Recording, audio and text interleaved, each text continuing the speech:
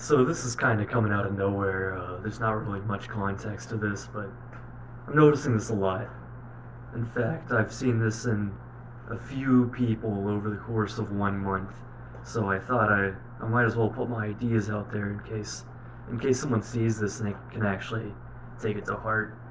And that is when you're going through a breakup, it's gonna hurt. That's just the reality of it.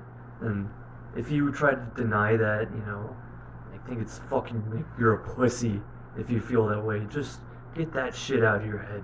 Because what happens is you bury it. It goes into your unconscious mind. And now that's a problem that spurts up organically instead of something you can actually heal and confront and recover from. So, yeah, it's just shitty, man. It's just shitty. It's so much better to just feel your pain.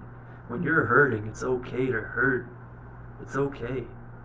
Just feel your fucking pain, man. It sucks. It sucks. But if you deny that, then it's gonna suck a hell of a lot more. Additionally, do not talk to your ex. That is the most stupid thing you can do coming out of a breakup. Because instead of healing these feelings, you're just rubbing salt in the wound. It's fucking retarded. Do not do that shit. That's all.